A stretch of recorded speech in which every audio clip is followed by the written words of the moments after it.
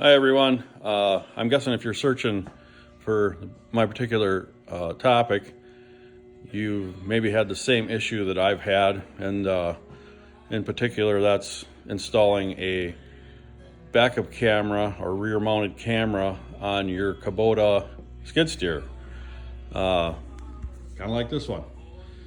It's a SSV75 wheel machine, which is set up differently than a track machine with enclosed cab. So you're going to go and you're going to search YouTube and everywhere else to try to find something that somebody mounted a camera in that worked for them. And you're going to see all kinds of things up under the door, down in the corner. That doesn't work, at least not in my experience and not what I've looked at. So what I've done is I made a few different brackets and tried to make them work, and they were always getting in the way. So the conclusion I came to is that I needed to get something that was going to be able to move out of the way for whatever I needed to do, whether it be put the arms up or open the door. And that's the biggest obstacle in this particular style, because obviously the Kubota has the overhead door, which is a really nice feature and really handy in this particular machine, but it is not conducive to cameras because it takes up so much room in the transition from open to close. And I'll hop in here and kind of give you the lowdown on what I did.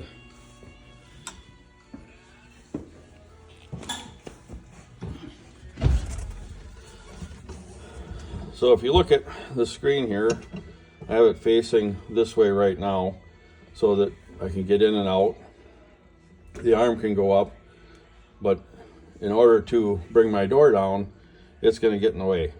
So this is how I do it. I also made it so it's removable. If I just don't want it in here, this will slide right out.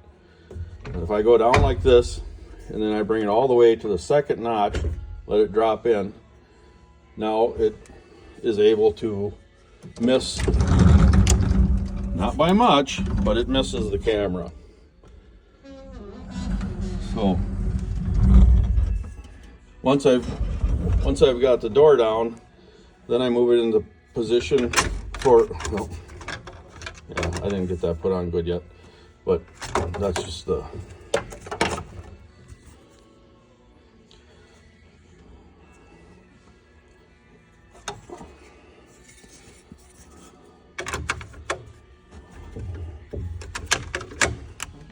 kind of hard to do this when I hold my camera.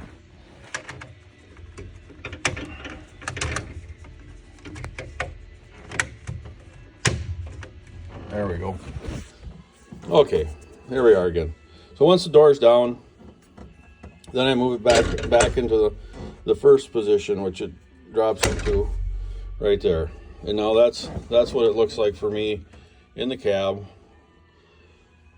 It's a really good position. I'm clear of this.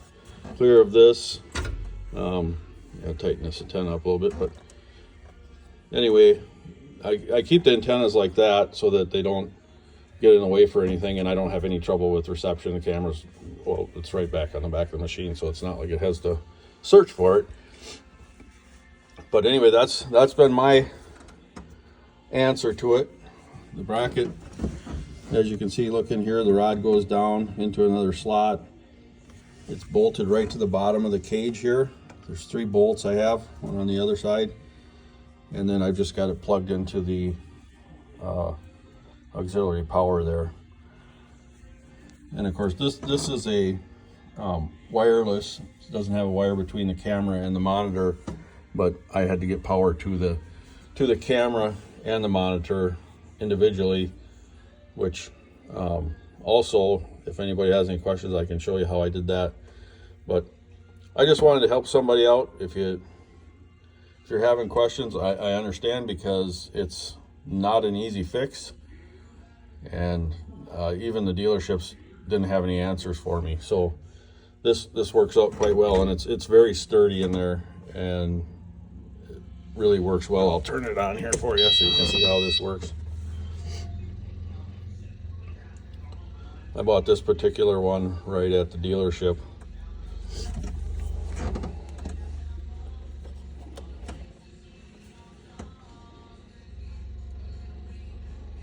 It has a really good picture. Also has the night light on it, so at night it lights up really well. Been very happy with that part of it. So once again, this is the mechanism that I've decided is what's going to work best for me. Hope it helps somebody. If you have any questions, let me know.